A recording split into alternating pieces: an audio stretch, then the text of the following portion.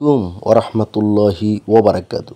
সুপ্রিয় দর্শক শ্রোতা, আজকে আমরা জানব মানুষের সবচেয়ে অন্যতম একটি অঙ্গ হচ্ছে হৃৎপিণ্ড।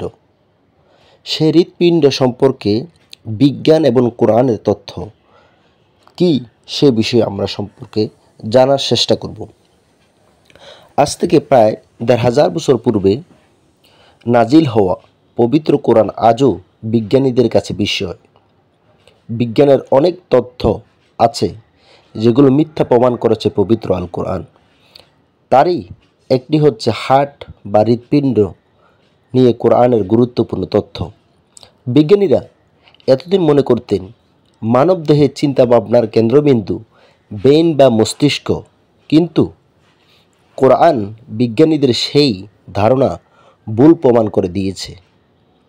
বিজ্ঞানীদের বিশ্বাস ছিল আমাদের চিন্তাভাবনা থেকে সব কিছুই মস্তিষ্ক প্রসূত, কিন্তু পবিত্র কোরআনে আল্লাহ তাআলা চিন্তাভাবনার জন্য ব্রেন বা মস্তিষ্কের চেয়ে হার্টের কথাই বেশি উল্লেখ করেছে। সেই সাথে কোরআনে মস্তিষ্কের কথা সেভাবে আসেনি।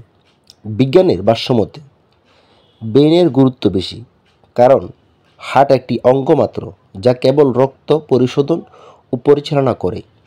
সেই অর্থে মাথাতেই সব ধরনের জ্ঞান বুদ্ধি। কিন্তু কোরআনে আল্লাহ তাআলা হার্টের গুরুত্ব বেশি দিয়েছেন।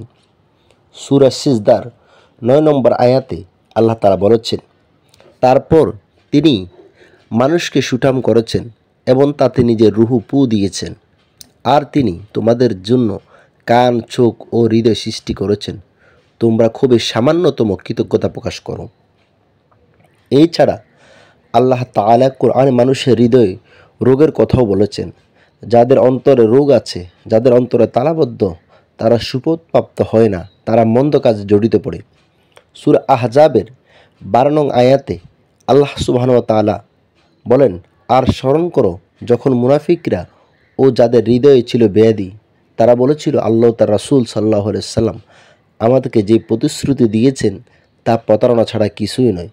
কোরআনের বাণী যে অক্ষর অক্ষরে সত্য, তা হার্ট সম্পর্কে এক গবেষণা উঠে এসেছে।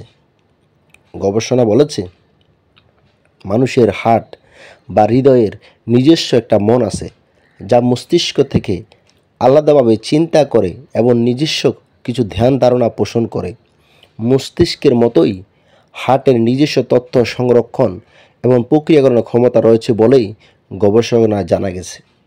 বিজ্ঞানীরা গবেষণা করে দেখতে পেয়েছেন হার্টের প্রতিনিয়ত ব্রেনের সাথে সংযোজন রক্ষা করে চলে। এটা অনেকটা এমন যে তাদের মধ্যে সবসময় কথাবার্তা চলছে। তবে মস্তিষ্কের তুলনায় হৃদয় বেশি সিগন্যাল পাঠায়, অর্থাৎ হৃদয় মস্তিষ্ককে বলে দে তুমি এভাবে ভাবো, এভাবে চিন্তা করো। সবচেয়ে আশ্চর্যজনক বিষয় হচ্ছে ব্রেন এবং হার্ট দুটোই অনেক সময় ভবিষ্যতের সংকেত পেয়ে থাকে। সেদিক থেকে ও ব্রেনের চেয়ে এগিয়ে আছে হার্ট। একটি মানব শিশু ভ্রূণ অবস্থাতে থাকতেই হৃদয় স্পন্দন শুরু হয়, অর্থাৎ একটি ভ্রূণে মস্তিষ্ক পঠিত হওয়ার আগেই হৃৎপিণ্ড কাজ শুরু করে দেয়। কোরআনের এমন বিস্ময়ের কথা বিজ্ঞানীরা অতি সম্প্রতি জানতে পেরেছেন।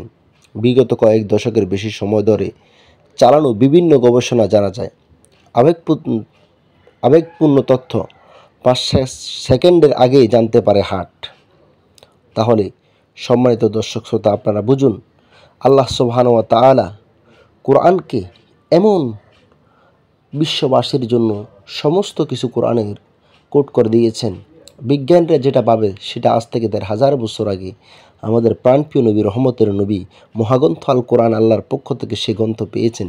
সেই গ্রন্থের প্রতিটি পাতায় পাতায়, প্রতিটি শব্দে শব্দে কোরআন তার মানুষের মুক্তির, মানুষের সমস্ত কিছুর সন্ধান এই মহাগ্রন্থ আল কোরআনে দিয়েছেন। আসুন কোরআনকে ধারণ করি, কোরআনে যে জীবন যাপন করি, কোরআনকে জীবন সাঙ্গী হিসেবে গ্রহণ করি, তাহলে দুনিয়া এবং আখিরাতে আমাদের জন্য মুক্তির দ্বার উন্মোচিত হবে।